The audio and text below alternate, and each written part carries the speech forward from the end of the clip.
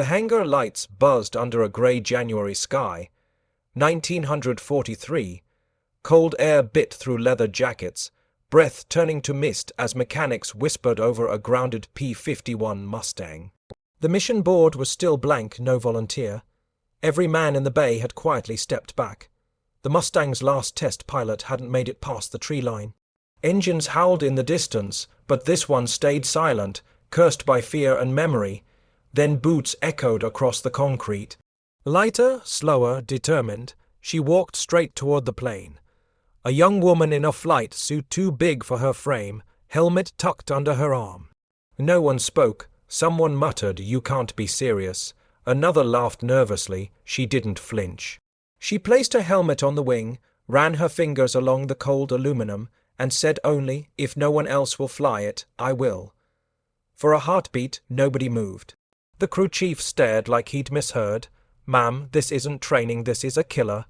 She smiled, almost like she agreed. Her name was Eleanor Nell Warren, one of the few women in the Women Air Force Service Pilots Program, the WASPs. They were allowed to ferry planes, never test them. But the war had eaten too many men. The brass needed data more than pride.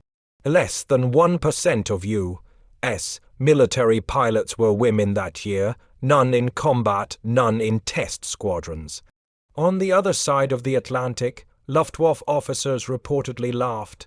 If the Americans send women now, they must be desperate. But desperation has its uses. The ground crew fastened her harness. The canopy clamped down. Inside, she could smell fuel, metal, fear. Her hands didn't shake as she flipped the starter. The Mustang coughed, then roared awake, a sound that rattled ribcage. Men covered their ears. She just smiled. The tail lifted as she throttled up, the whole airframe trembling like a live creature straining to run. The control tower's voice came through, Iron Widow, cleared for takeoff. The name hadn't been given yet, but it would be. The propeller blurred into a silver disk, and she released the brakes. Tires screeched, wind screamed, and before the men below could blink, she was gone, a speck of silver climbing into storm, grey clouds. Next, we'll dive into how she got here. The refusals, the rejections, the impossible path that led her to that runway. 2 years earlier, she'd been standing outside a Texas flight school gate with rejection papers in her hand. Regulations don't allow women in combat training, the officer had said flatly. She didn't argue. She simply watched the planes lift off one by one, engines screaming against a sunset she couldn't yet chase. Every denial hit the same way, polite, bureaucratic, absolute. But instead of breaking her, it sharpened something inside her. Eleanor Nell Warren learned to fly where no one watched, on cracked runways and borrowed fuel, teaching herself on derelict crop dusters left to rot in the heat. She fixed her own landing gear using parts scavenged from junkyards. By night, she studied aircraft manuals under a single lamp in a rented hangar, memorizing every inch of the P-51 before she'd ever seen one up close. Her friends called it obsession, she called it preparation. The Women Air Force Service Pilots Program, WASP, was her first real ticket in. 1,074 graduates, all trained for ferry, weather, and target towing missions. None authorized for combat. Rules are rules. One colonel said when she asked to test the Mustang, rules, always rules. She learned to smile and nod, then fly anyway. While American women were ferrying planes across states, reports indicate the Luftwaffe's female personnel were serving coffee and typing dispatches. One German ace scoffed, "Our women serve tea, not fly." That arrogance would echo in his ears months later. Her chance came in 1943, when the new P-51 arrived for a dangerous shakedown. The engine had blown out on 2 male test pilots. Nobody volunteered for a third run. She was already at the base, ferrying a trainer aircraft. When the offer came unofficial, off the record, she didn't even blink. "I'll fly it," she said. The officers hesitated. The paperwork didn't allow it. But war paperwork burns fast when lives depend on data. That evening, she walked to the hangar, the same one where no man stepped forward. It wasn't rebellion. It was inevitability. The commander signed with a sigh. You understand the risk? He asked. She nodded. Sir, the risk is the point. And with that, the countdown to her first Mustang flight began, the one machine designed to kill faster than anything she'd ever flown. The first time she saw it up close, Nell stopped breathing. The P-51 Mustang wasn't just an aircraft, it looked like speed forged into metal. Sleek, silver, long-nosed and restless even at rest. Its skin shimmered under hangar light, engine ticking from a test run like a caged animal cooling down. Mechanics called it the Beast. Pilots called it the Widowmaker. A sergeant tossed her the flight manual. 4-blade prop, Packard, built Merlin engine, 1500, plus horsepower. Treat it wrong, it'll tear your wings off. She flipped through the pages, eyes scanning numbers instead of words. Top speed 437 mph. Range 650 miles. Climb rate 200 feet per minute. The most advanced single seat fighter America had ever built, and she was about to be its next test. To the men watching, she didn't look like she belonged beside it. Too small, too quiet. But confidence has a sound. It's the click of gloves tightening, the zip of a flight suit, the metallic echo of boots on hangar floor. Nell moved like she'd already flown it 1,000 times in her mind. The lead mechanic leaned close. You push past 5,000 on the first climb, she'll fight back. Tail wants to dance, keep your trim steady. She just nodded. Every instruction etched itself into muscle memory. Across the ocean, German intelligence intercepted fragments of Allied test data describing this new aircraft. One Luftwaffe officer reportedly muttered, "Our Messerschmitts cannot catch this one." They were right, the Mustang could fly from London to Berlin and back without refueling. But only if its pilot could tame it first. Nell circled the aircraft, fingertips brushing each rivet, each scar of experimentation. The smell of oil, steel, and adrenaline filled the hangar. She stopped under the wing, looking at the shark, nose grin of the propeller spinner. "You and me, then," she whispered. Outside, rain began to fall, tapping against aluminum like a slow drum roll. The mechanics exchanged uneasy glances. They'd seen test flights end in fireballs for less weather. But she was already climbing the ladder, strapping in. Inside the cockpit, she adjusted her headset, scanned the dials, and took one slow breath. Her gloved hand rested on the throttle. Just one thought passed through her mind before ignition. If I can handle this, I'll never have to prove myself again. She pressed the starter. Dawn bled across the horizon, a thin red line slicing through the fog over the airfield. The Mustang sat at the edge of the runway, its metal skin glistening with dew. The control tower lights blinked once clear for takeoff. Nell tightened her straps, her heartbeat syncing with the rhythmic whine of the engine warming up. She wasn't just testing a machine.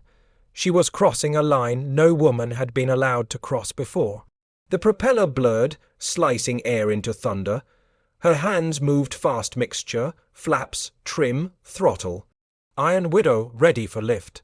She said into the mic, though the call sign wasn't official yet. The tower didn't answer right away. Maybe they were still in disbelief. Then, copy that, Godspeed. As the wheels rolled, the Mustang's nose dipped low, straining forward like it couldn't wait. Dust kicked up behind her, scattering across the runway. The speed gauge climbed 60, 80, 100. She felt the tail lift, the weight disappear, and then silence. Wheels left the earth. For a moment, gravity itself seemed to hesitate. At 10,000 feet, the plane began to fight back. The controls stiffened, the wings jittered, and the torque tried to twist her into a roll. She gritted her teeth, correcting with micro movements, sweat dripping under her goggles. "Stay with me," she muttered. The Mustang roared louder as if answering. Down below, the men shielded their eyes from the sun. The same ones who had refused the mission stood silent now, watching that silver streak cut through cloud and fear alike. The commander lowered his binoculars, whispering, "She's not supposed to be up there." Statistics flashed through his mind.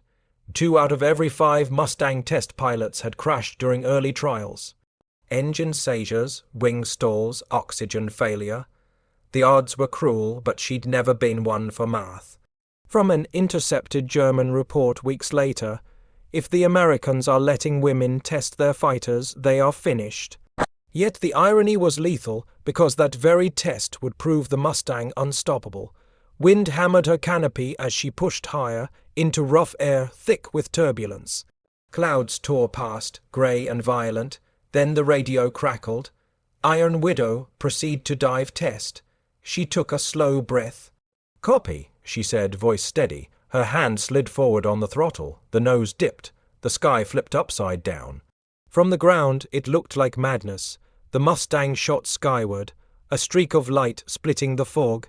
The mechanics craned their necks, shielding their eyes from the glare. "She won't last a minute," one said. No one answered. The commander gripped his binoculars tighter, jaw locked. They all knew the numbers. 3 test pilots dead in 2 weeks, 2 of them veterans. Every climb beyond 8,000 feet meant flirting with death. Inside the tower, a junior operator tracked her altitude. 5,067. His voice shook. Radios hissed. The Mustang's engine note changed pitch, the growl flattening into a scream. "She's pushing it too far," someone muttered. On the tarmac, an older mechanic whispered, "She's not supposed to be up there." It was half protest, half prayer. These men had seen the Mustang tear itself apart midair, wings shearing like paper when its new engine overpowered its frame. No one wanted to see that again. But up above, Nell was calm. The stick felt alive under her hand, heavy but responsive, like the machine was testing her resolve. She kept her eyes on the horizon, light from the morning sun flashing across her visor. Below her, the entire base was shrinking into a patchwork of fields and tents. In her headset, the voice came, "Maintain level at 9,000. She nodded, though her throat was dry. The Mustang's engine growled at full pitch. Vibrations rippled through her seat. She adjusted trim, feathered the throttle slightly. Everything the manuals warned her about was happening: torque drift, flutter, heat spikes. But she wasn't backing off. The commander exhaled through his teeth, radio her, tell her to pull back. The operator shook his head. She already started the dive test. Static filled the room. Downrange, her aircraft dipped nose, first a silver blur cutting through the clouds. The men on the ground froze. Someone whispered, "God help her." Reports later showed that 30% of early P-51 test flights ended in engine failure. The pilots called it the curse. The Luftwaffe called it American overconfidence. One German log simply read, "Even their men hide behind skirts now." But Nell didn't dive for glory. She dove for data, because the only way to prove the Mustang's limit was to find it. And that's exactly where she was headed next. At 12,000 feet, the Mustang hung at the edge of the sky. Engine snarling, air thin, every rivet humming with pressure. Nell steadied her breathing, eyes flicking over the dials. Temperature climbing, fuel steady. The altimeter needle trembled. "Copy control," she said, beginning dive test. Her voice was calm, but every man listening below knew this was where most pilots blacked out. She pushed the stick forward, the nose tipped down, gravity slammed her chest against the harness. The world inverted, sky above, earth spinning up.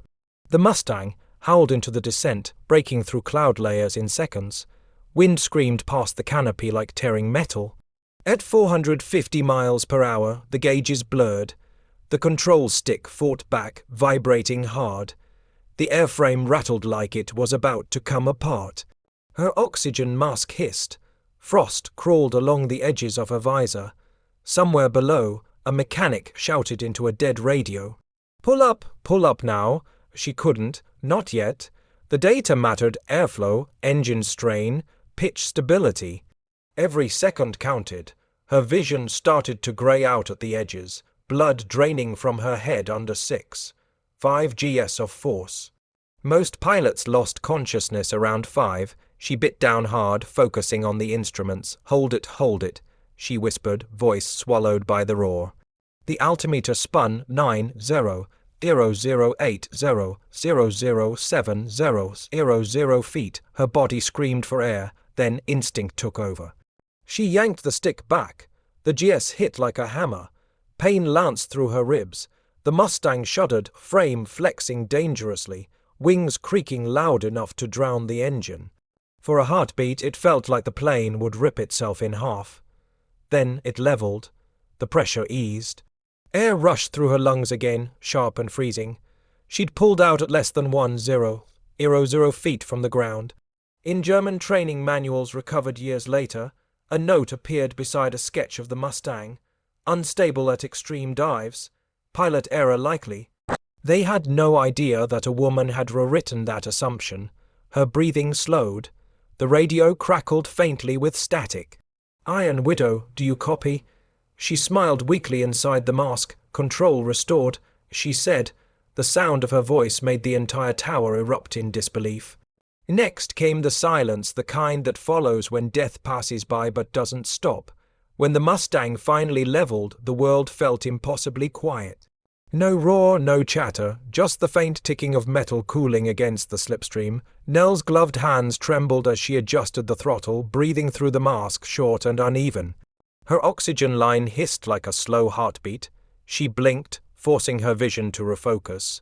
For a few seconds, she didn't even remember pulling up, only the crushing force, then light again. Below, the radio room was frozen. Static filled the speakers until her voice came through, soft but steady. Control restored. The tower erupted in a rush of disbelief, chairs scraping, men shouting, one operator punching the air like a kid. The commander just stood there, head bowed, muttering, "She's alive." At that moment, she had become the first pilot, male or female, to survive a full-speed P-51 dive test without blackout. The oxygen system worked, the airframe held, and the data she'd just gathered would later be used to refine every Mustang flown in Europe. But she wasn't thinking about that yet. She was just trying to steady her breathing. She wiped the frost from her visor and peered down at the fields below. The airfield, a distant grey square on the horizon. For the first time since takeoff, she allowed herself a small laugh. Half relief, half disbelief. "Still here," she whispered. The Mustang purred beneath her, gentler now, almost grateful. She brought it around in a wide circle, wings glinting against the morning light. The sky looked endless again, clean and calm, as if forgiving her trespass. Down below, a mechanic said quietly. She pulled it off. Another answered, "Then we're out of excuses." Because, if she could do it, their fear couldn't hide behind reason anymore. In a Luftwaffe base weeks later, an intercepted message caused brief confusion. American female pilot completes high-velocity dive uninjured.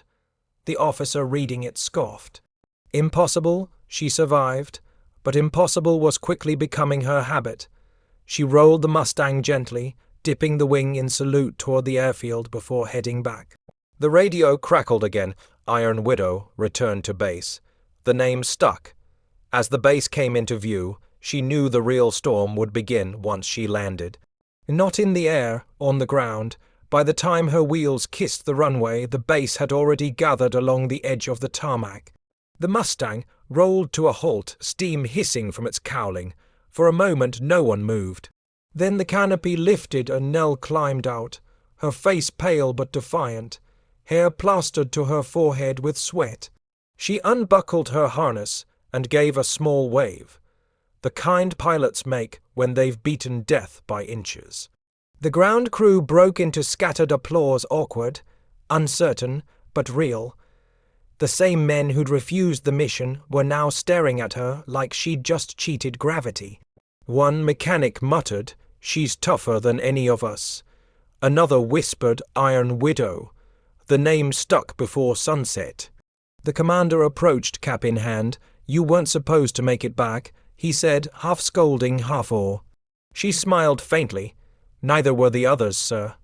He didn't answer, just nodded, slow and deliberate. Word spread fast. In the mess hall, pilots repeated the story in halved, truths and exaggerations, how she blacked out, recovered at the last second, tamed the beast. Every retelling made her more myth than woman. But in her bunk that night, Nell sat quietly, fingers still trembling from the flight. She knew she hadn't conquered fear, she'd simply flown through it.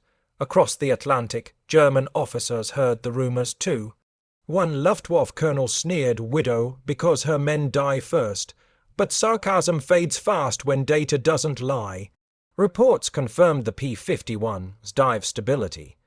The same flaw that had killed 3 test pilots was now corrected because of her.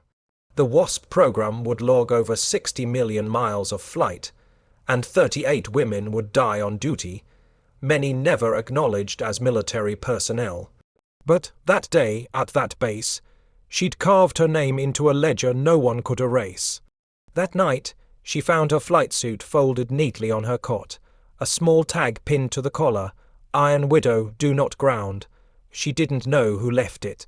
Maybe one of the men who'd once laughed, maybe someone who finally understood. Morning orders waited on her desk, new assignment, classified. She stared at the envelope, thumb hovering over the seal. Whatever it was, she knew it wouldn't be routine. The envelope was stamped confidential urgent. Inside, a single page order handwritten in black ink. She was to ferry a prototype Mustang across 4 states to a secure facility, alone, under blackout conditions. The route cut straight through storm zones over the Rockies. Weather's unstable, the commander warned. But this one can't wait. She didn't ask what made it special. Orders were orders. By midnight, she stood on the dark tarmac beside the plane. This Mustang looked different, modified air intakes, extra fuel tanks, strange wiring in the cockpit. Even the paint was dull, no markings, no insignia, a ghost plane. She ran her hand across the nose art that wasn't there, whispering, "You again." Wind hissed across the runway. Rain was coming. She strapped in, started the engine, and the sound rolled like thunder into the night. The airfield lights flickered as she lifted off, vanishing into a storm that swallowed everything behind her. The first hour was uneventful, steady altitude, radio clear. Then the weather turned violent. The clouds thickened into dark walls, lightning splitting the sky like artillery flashes. Rain hammered the canopy, drowning out engine noise. Her instruments began to jitter, compass spinning. Altimeter stuttering, she switched to manual control, eyes darting between needles and horizon. Back at the base, the radar screen flickered.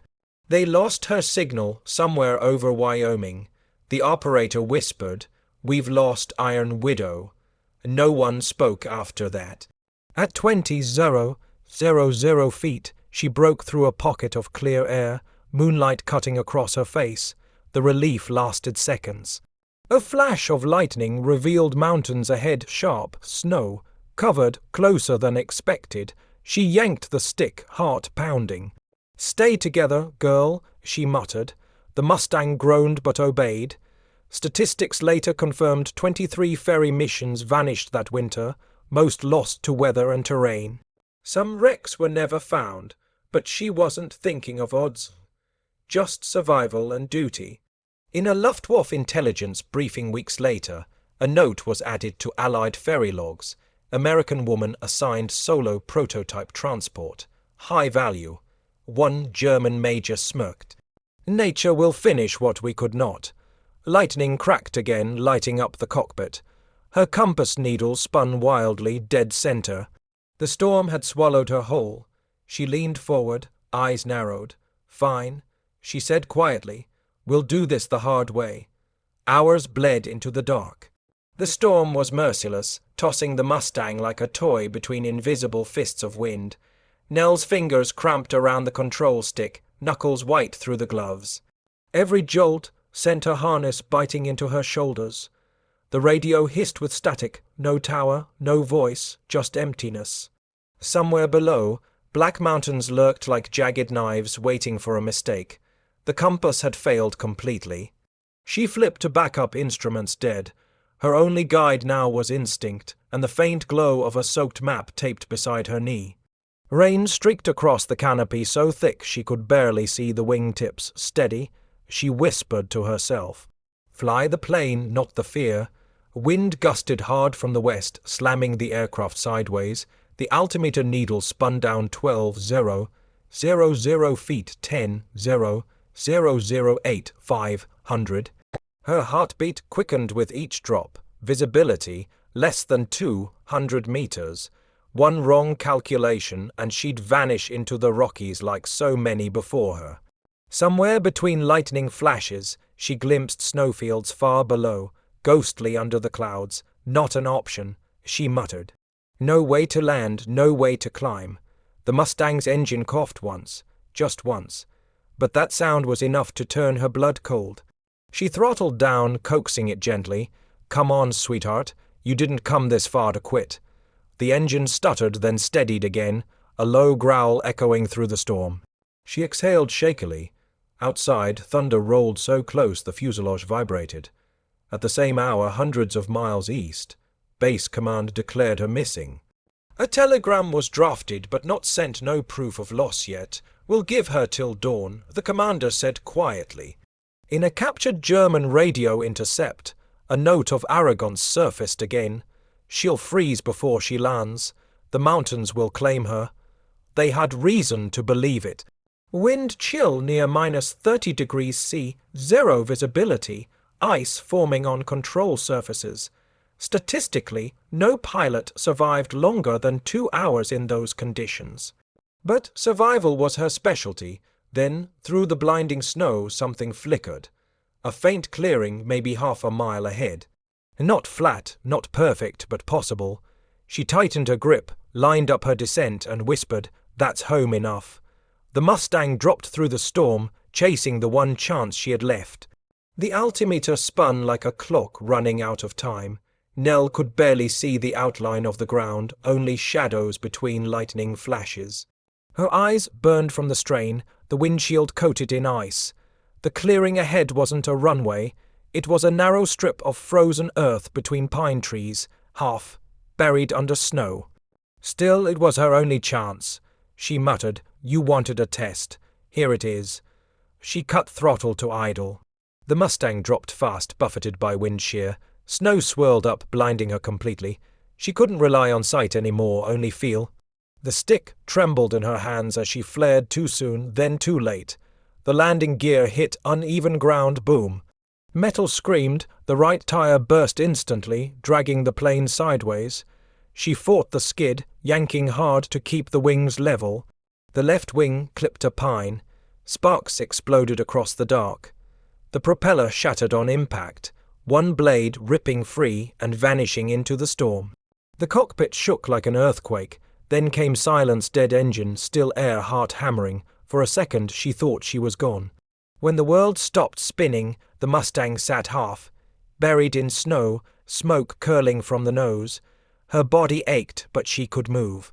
She unclipped the harness, kicked the canopy open with both boots, and pulled herself out into a blizzard that felt alive with fury.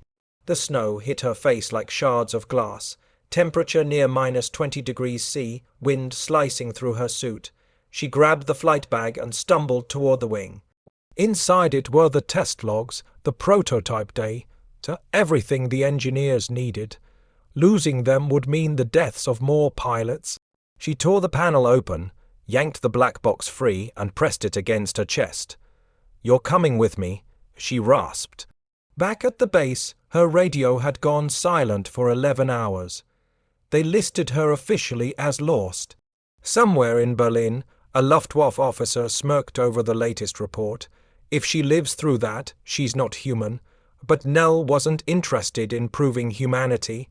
She was interested in surviving long enough to deliver the evidence that could save others. She looked at the smoking must, and one last time, her miracle and her prison, then staggered toward the dark line of trees ahead. Morning came slow and cruel. The blizzard had buried half the Mustang in snow, its once. Silver fuselage now ghostly white. Nell's flight suit was soaked, her gloves stiff with ice.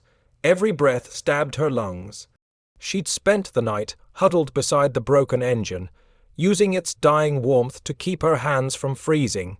When the sun rose, a dim grey blur through the storm, she forced herself up. There was no rescue coming.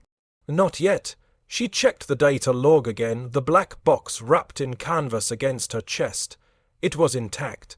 Good, she muttered, voice cracked and raw. You're worth more than me. She looked around. No smoke, no trails, nothing to signal help. So she began walking, one step at a time through waste, deep snow. By the second mile, she saw shapes moving through the trees, local ranchers on horseback, wrapped in heavy coats. When they spotted her, they dismounted fast, shouting over the wind, "Ma'am, over here." One man sprinted toward her. She tried to wave but fell to her knees before they reached her. When they carried her to their cabin, she clutched the data log so tightly they had to pry it from her frozen fingers. "It's not for me," she whispered. "It's for the engineers. They laid her by the fire, wrapped her in blankets, fed her hot broth that burned her throat." Outside, her Mustang's wreck sat under snowdrifts, tail visible like a gravestone. The locals tried to salvage parts, but she refused. "Don't touch it," she ordered weakly. "Not until they come for it." They thought she was delirious. She wasn't. The rescue team found her 36 hours later, frostbitten but alive. The temperature had dropped below -20 degrees C that night. The fact she'd survived was a statistical miracle. Back at the base, the data she saved pinpointed why the engine had failed. Pressure imbalance from a faulty valve design. Her notes were so precise. The engineers fixed the flaw within weeks. Somewhere in Europe, a Luftwaffe pilot wrote in his diary, "Even our heroes don't guard their planes like this." He had no idea how literal that was. As the medics wrapped her hands, Nell looked at the distant silhouette of her wrecked Mustang and said softly, "We made it, didn't we?" The next morning, she was back on a transport, heading home. Back at Wright Field, the engineers crowded around the day, to log like it was a relic. The black box was battered, dented, half frozen, but inside it was gold. Nell watched from a cot in the corner, hands still bandaged, as they unrolled the recording strips. Spikes, dips, pressure curves. It was all there, proof of what no man had survived long enough to report. The lead engineer leaned over the graphs. "That's it," he whispered. "That's the vibration we've been missing." The flaw wasn't in the pilot, it was in the plane. A stabilizer resonance triggered at high G dives, twisting the tail until the whole frame lost control. One adjustment, one change in angle, could save dozens of lives. Nell smiled faintly. "Then do it," she said. Within weeks, the Mustang's horizontal stabilizer was redesigned. Test flights confirmed what her data predicted. No more fatal stalls, no more shudder at terminal speed. Failure rate dropped by over 40%, a figure that would echo through production lines across America. What she'd nearly died for wasn't just a wrecker, it was evolution. When the reports reached Europe, the Luftwaffe took notice. German intelligence officers analyzed Allied test data with growing dread. One pilot reportedly muttered, "She just made their killer machine better." He wasn't exaggerating. With its new stability, the P-51 Mustang became the backbone of Allied air superiority, escorting bombers deep into German territory. Turning air battles into massacres, the Reich could no longer afford, yet in the official paperwork, the credit line was blank. Her name didn't appear on any engineering memo or technical bulletin.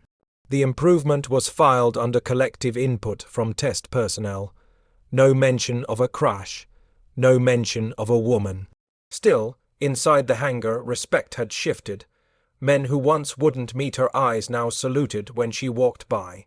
She didn't smile often, but when she did, it carried quiet authority, the kind earned in fire and frost. The commander visited her quarters one evening. "You changed that plane," he said simply. She looked up from her logbook. "The plane changed me," she replied, word of her survival, and her data spread far beyond the base. But the next battle she'd face wouldn't be in the sky.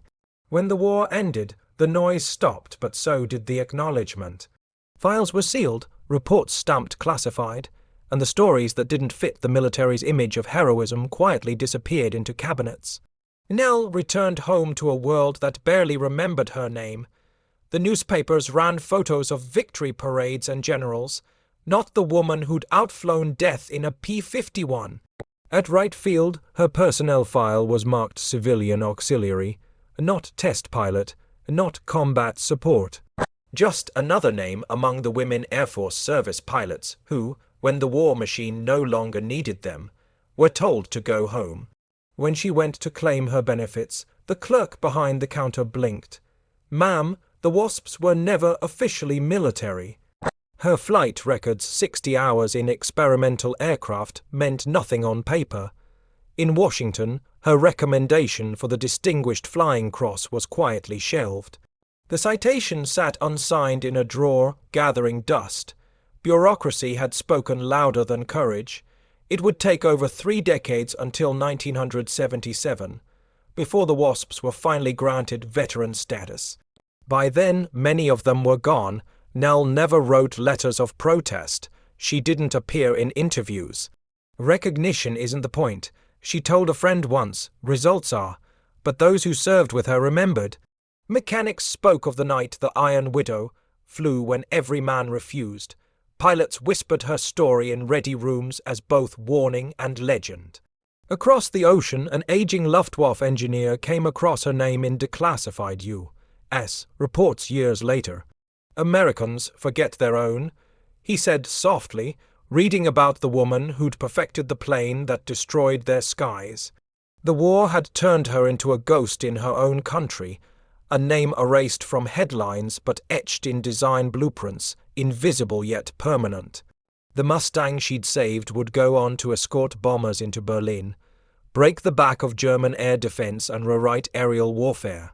She saw it all from the sidelines, watching newsreel footage of P-51, streaking across the sky, whispering to herself, "That's enough." Decades later, her prototype Mustang was found in a mountain hangar, half restored, tail number barely visible. The new curator had one question: who flew this? The answer finally was waiting. Decades later, inside a restored hangar in Colorado, the air smelled of oil, dust, and memory. The old P-51, her Mustang, sat gleaming under fluorescent lights.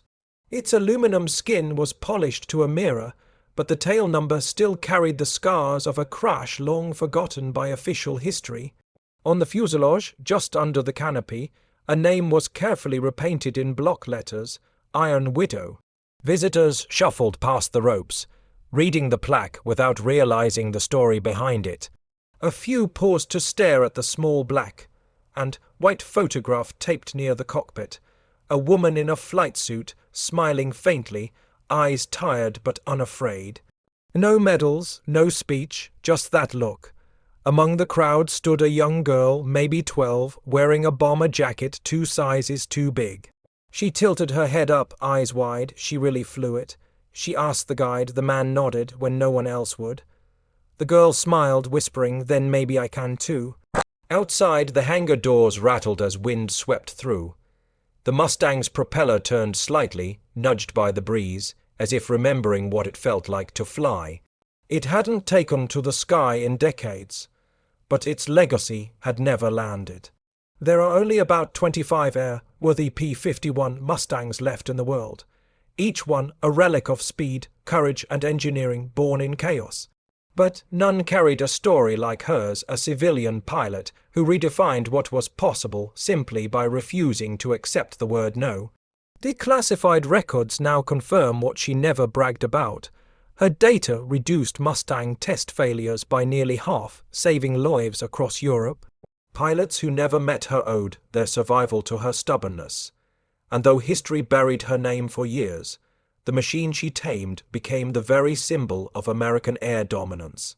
In a German aviation journal, decades after the war, a single line paid her the only tribute that ever mattered. She proved them wrong without firing a shot. As the museum lights dimmed, the hangar grew quiet again. The young girl turned back for one last look at the silver aircraft. Somewhere deep inside its frame, maybe, her spirit was still there, steady hand on the throttle, eyes locked on the horizon, engine humming like a heartbeat that refused to fade.